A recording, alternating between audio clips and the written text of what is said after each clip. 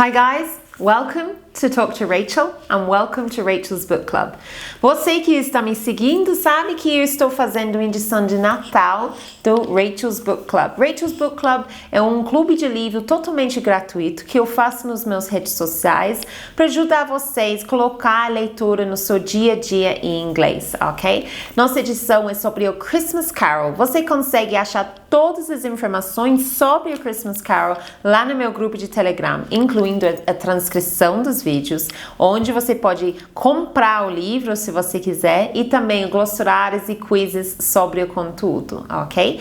Hoje estamos vendo o capítulo 4, que é sobre o terceiro fantasma que visita a personagem de Scrooge, ok? Se você quer rever os outros capítulos, tem os links lá no meu grupo de Telegram e tem o playlist lá no meu canal do YouTube, ok? So let's go with chapter 4.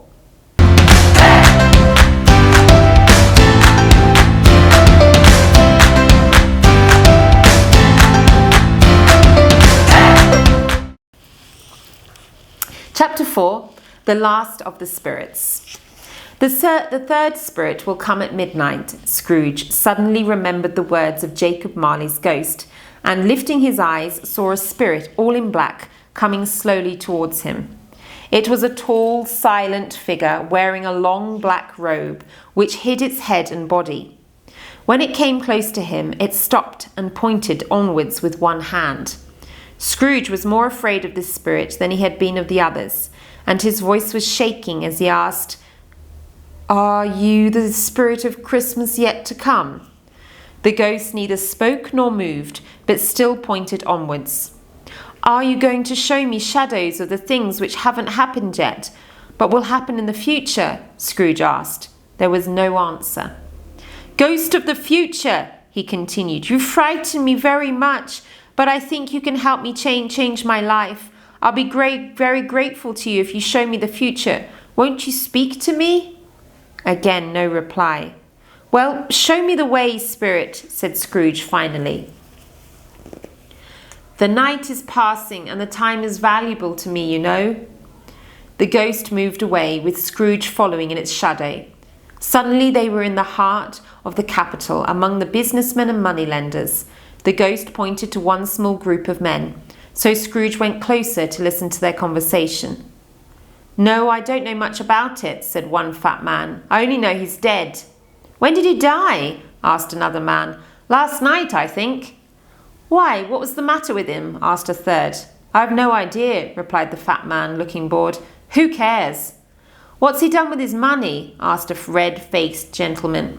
"I haven't heard," said the fat man. "He hasn't left it to me, that's all I know." They all laughed at this. Scrooge knew the men, and they looked towards the spirit, hoping it would explain what the conversation meant. But the ghost moved on, pointing at two more men. Scrooge listened again. He knew these men well. They were rich and important, and had often done business with them. "How are you?" said one. "How are you?" replied the other. "Well," said the first, "the old man has died at last, has he?" "So they tell me," replied the second. "Cold, isn't it?" "Nice and frosty for Christmas. Good morning." Not another word. That was the end of their meeting. Scrooge wondered why the spirit wanted him to hear these conversations. What could they mean? The dead man could not be his business partner, Jacob, because he was already dead. Scrooge watched carefully, trying to understand. He looked round for his own shadow, but could not see himself anywhere. "Perhaps that's not surprising," he thought, "because I changed my life and I'm planning to do that. I won't be the same person in the future." Just then he noticed the spirit standing quiet and dark beside him, with its pointing hand. He felt the unseen eyes staring fixedly at him behind the black robe. Scrooge's body shook and he felt cold. They left the busy offices and banks and went to another part of the capital, where Scrooge had never been before. The streets were narrow and dark, and the houses miserably poor. The people unwashed and half-dressed. Down one street there was a small shop, where an old man was sitting waiting for customers. His business was buying old furniture or clothes and selling them again to the poorest people in London. As Scrooge and the spirit watched, 3 women arrived at the shop door at the same time, each carrying a large bundle. They looked very surprised and a little ashamed to see each other. Suddenly they all started laughing. "Ladies, you couldn't find a better place to meet," said Joe, the old man, getting up. "Now come inside and show me what you've got to sell." Inside, the first woman put her bundle on the table and said, "I don't care if everybody knows where this comes from. We all have to take care of ourselves. He always did." "That's right," agreed the second woman. "Very true," agreed the third. "Does a dead man need these things?" continued the first woman. "And why was he so mean while he was alive? We all worked for him, didn't we? Cleaned his house, washed his clothes, cooked his soup. And what did we get? 3 shillings a week. It's no surprise that he died alone with no friends around him." "You never spoke a truer word," said the second. "He was a bad man, we all know that," said the third. "Now what have we here?" said old Joe, opening the woman's bundles. "Buttons, pencils, boots, silver spoons, some excellent bed curtains, blankets, and a very good shirt," he added, feeling the fine cotton. Yes, it was his best. They put it on him after he died, but he doesn't need it now that he's dead, and the blankets and bed curtains, he doesn't need them either.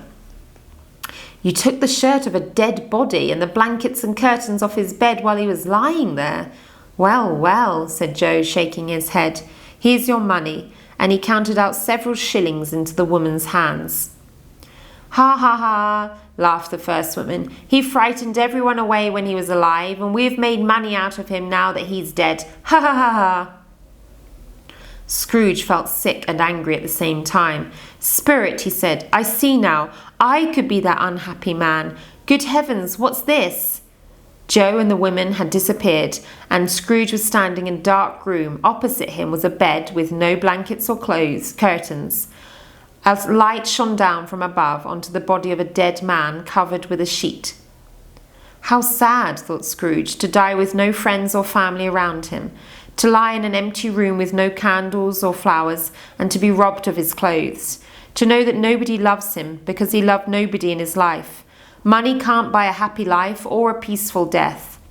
He looked at the spirit whose hand was pointing at the man's covered head. It would be easy to lift the sheet and see who the man was, but for some reason Scrooge could not do it. "Spirit," he said, "this is a terrible place. Let's go." Still the ghost's unmoving finger pointed at the man's head. "I understand you, but I can't look at him, Spirit. I can't," said Scrooge wildly. "If there's anyone in this town who feels anything at this man's death, show that person to me, Spirit, please." For a moment the spirit lifted its dark robe like a wing and showed Scrooge a room where a mother and her children were sitting.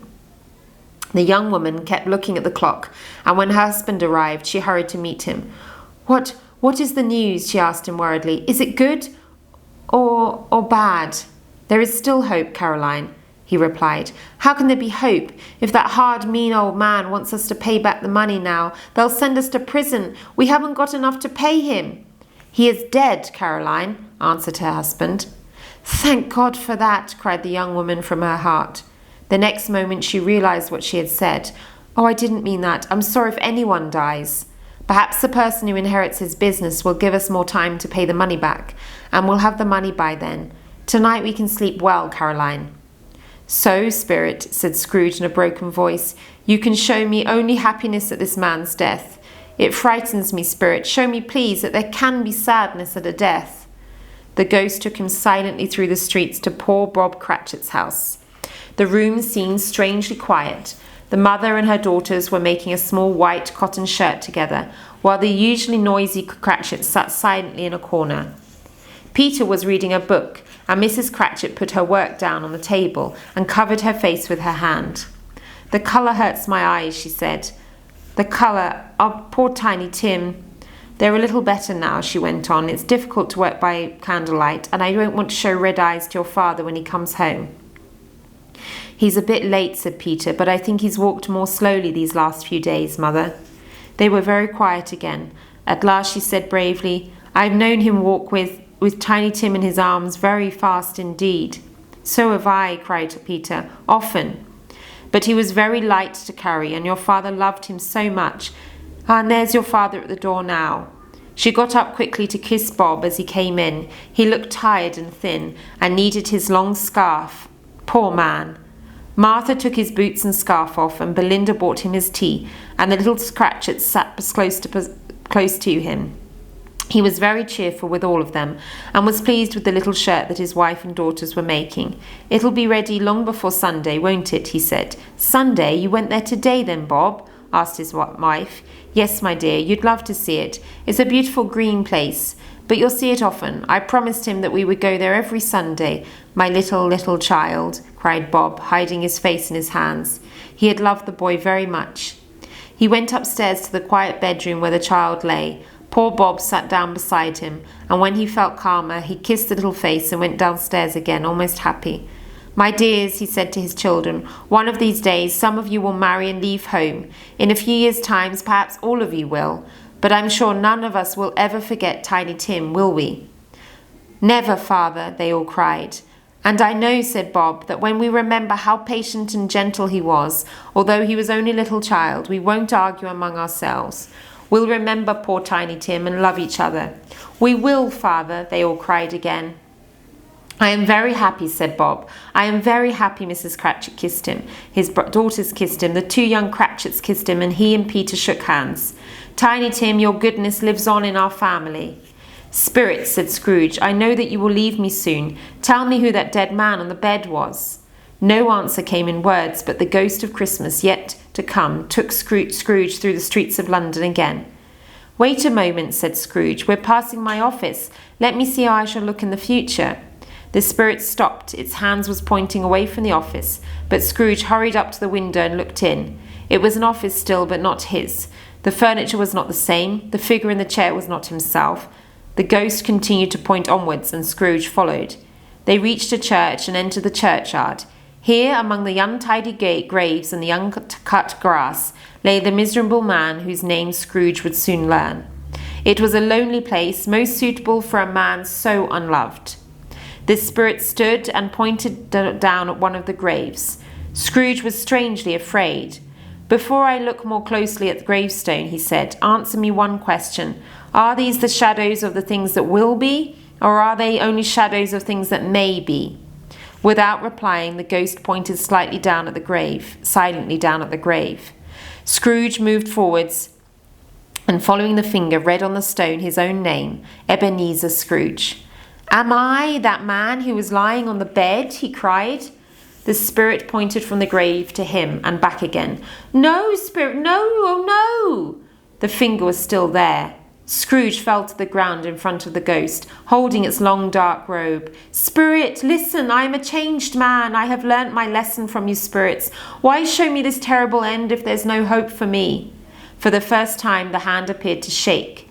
"Good spirit, tell me that my future will change if I change my life now." The kind hand shook again.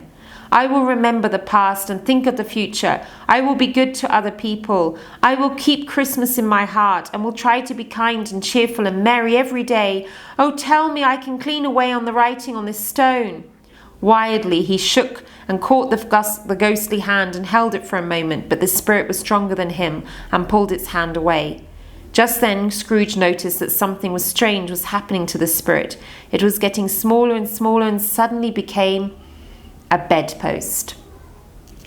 That's the end of chapter 4. Estamos quase no final da história. O último capítulo é bem curtinho e vai ver como o Scrooge vai melhorar a vida dele. He's really going to change. Vamos ver no último capítulo antes de a gente comemora Natal, okay? So I will see you all very soon. Remember to enter the Telegram group to get all of the information. Entra lá no grupo de Telegram para pegar todas as informações.